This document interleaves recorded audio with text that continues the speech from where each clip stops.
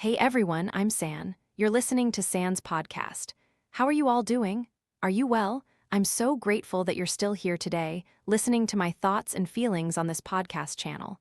If any of you have something on your mind, feel free to comment. The recent period has brought a lot of changes in my life.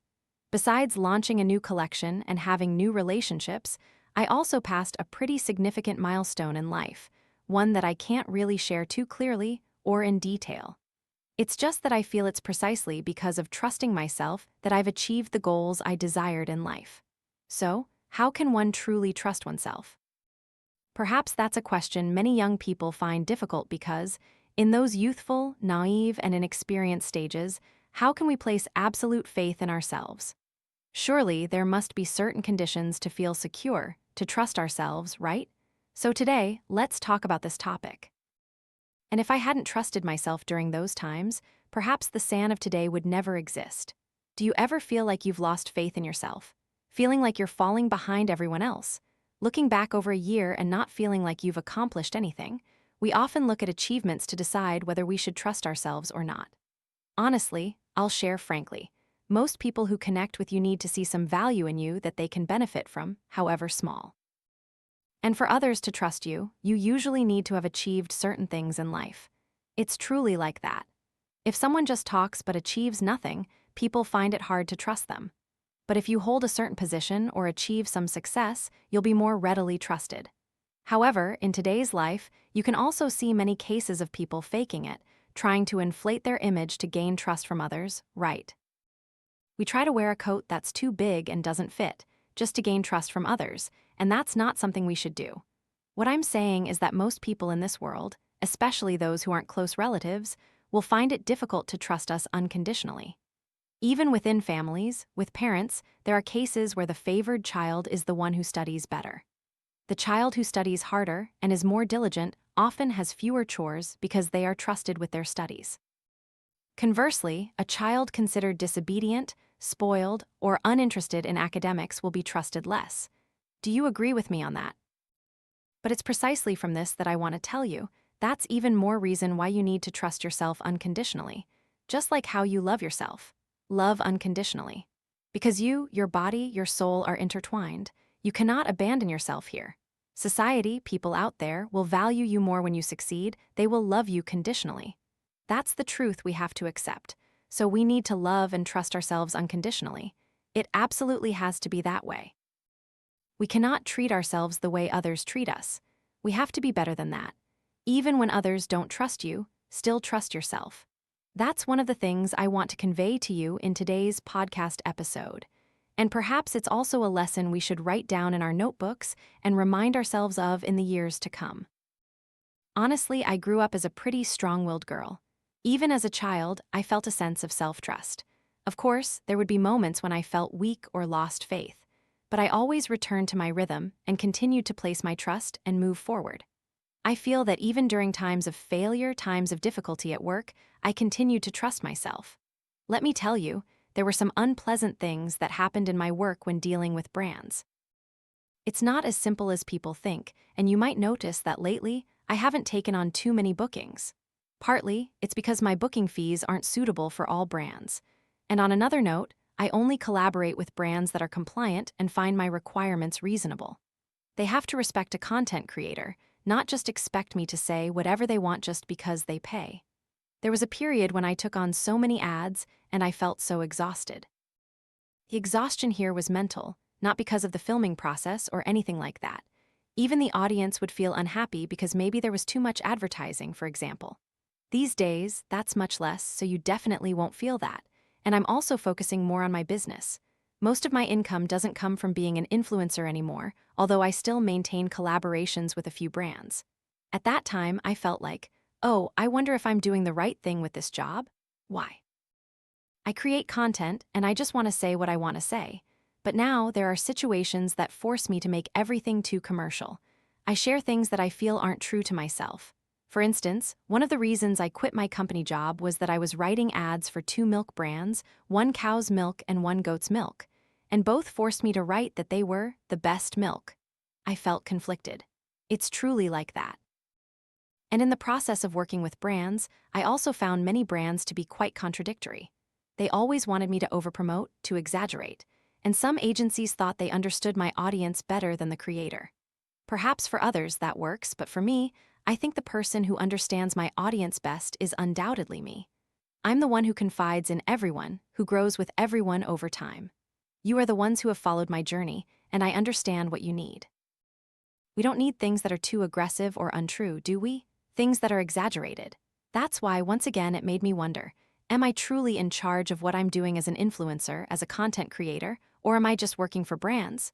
Although, to be fair, the contracts I signed were not small at all, and there are incredibly wonderful brands. They want me to evaluate objectively, politely, and respectfully, especially foreign teams.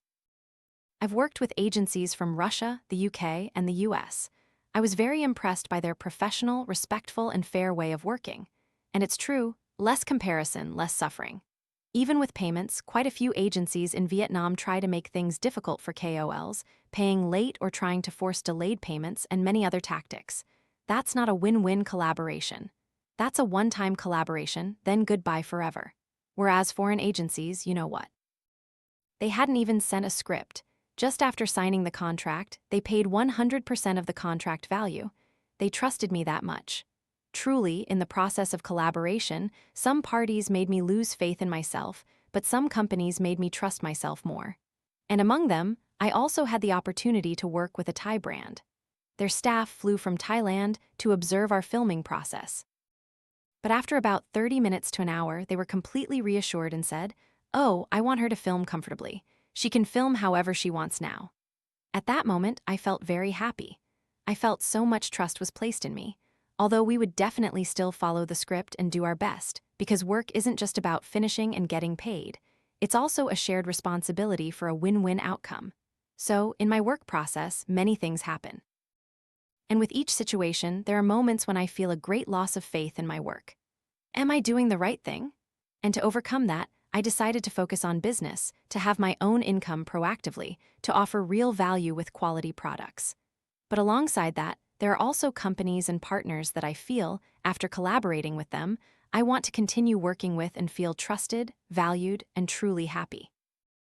So, what I want to say here is that all these experiences actually help us see ourselves and others more clearly, including failures or things that annoy you in life.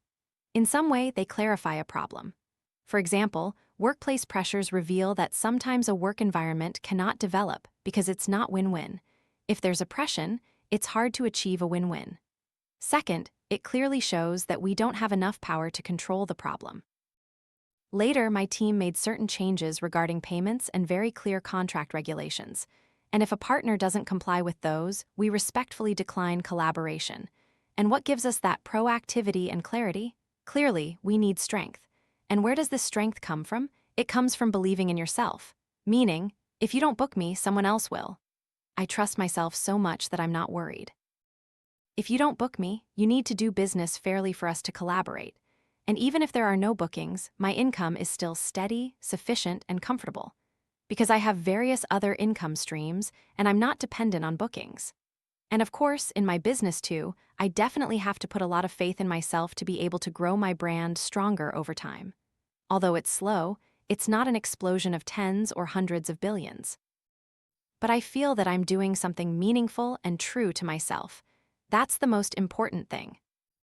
So what about in the aspect of relationships? Putting aside career, trusting yourself in relationships is also incredibly important. Sometimes you end a relationship and look back, realizing this person had so many bad qualities. You can even point them out in detail. And you start to doubt yourself. Why didn't I see those red flags from the beginning? Why didn't I have standards to filter out such people from my life? And you start to doubt yourself. But you know what? Each time we make a mistake, it's another time that reinforces that we will definitely get it right. From a positive perspective, that's how it is. Many people, because they've made mistakes many times, gradually change, gradually upgrade themselves, and begin to make different choices. How can we put pressure on ourselves to immediately fall in love with the right person from the start?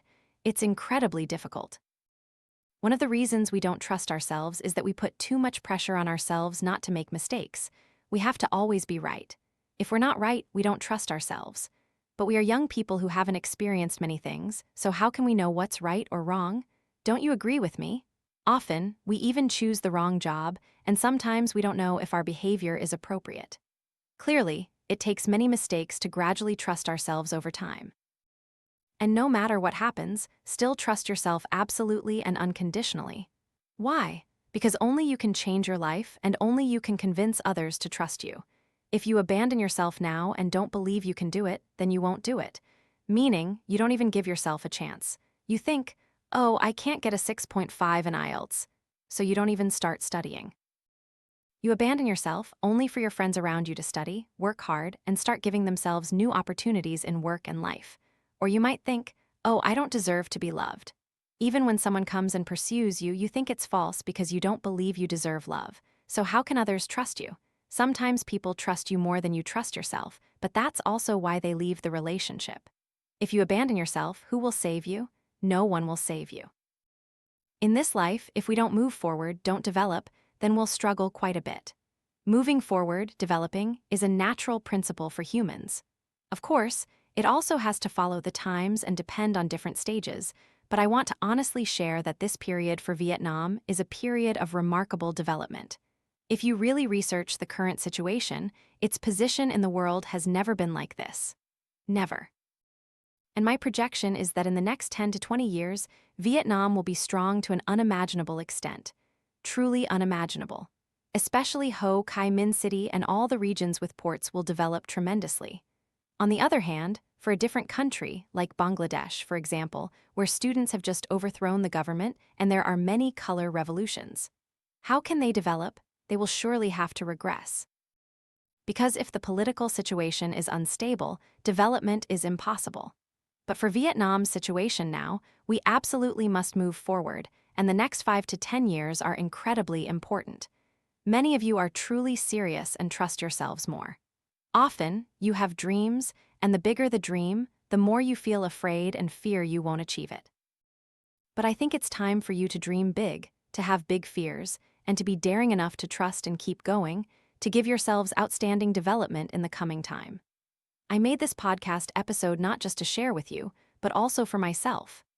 In the past year actually, not just the past year, but 2 or 3 years now from the moment I decided to study abroad until now, I've told myself I must move forward and develop extraordinarily. And currently, I have things in hand that I'm very confident about myself. Of course, it's never enough. Meaning, I still need to learn more, accumulate more, and improve more. But at this point, I am many times more confident than in 2024, 2023, or previous years. And it's the result of trusting myself over a long period. It didn't happen overnight. It's the exponential effect of many years combined. So, if we are not trusting ourselves now, we are wasting time. The current era is about development and opportunities that you need to seize.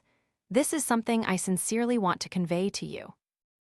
And perhaps that's why the theme I chose for this collection is finding myself again. Finding myself again, finding trust in myself. Sometimes we forget and underestimate it. Sometimes we think, oh well, life just is what it is. And then you're always thinking about the daily grind, struggling day after day. Relationships go nowhere. Everything falls apart. Don't you want to have a strong belief in yourself? Don't you want clear finances, your own home, a warm and happy family, knowledge, good emotional control, comfortable and appropriate communication, peaceful days with simple meals? Don't we desire these things? But to maintain these things, it's not as easy as we think, and it's not for the weak. It's for those who are ready to put their trust in themselves. And even if you go off track, we can still find ourselves again. We can always keep finding myself again. And I believe you can. Through this podcast, I just want to share that what I've achieved today only comes from a very strong belief in myself. It's because we trust ourselves that we work hard and put in effort, because we know it will create some value. And I truly hope you can answer the question, do you trust yourself, and what kind of life do you aspire to? Thank you all so much for listening to today's podcast. Thank you all very much, and I wish you a good night.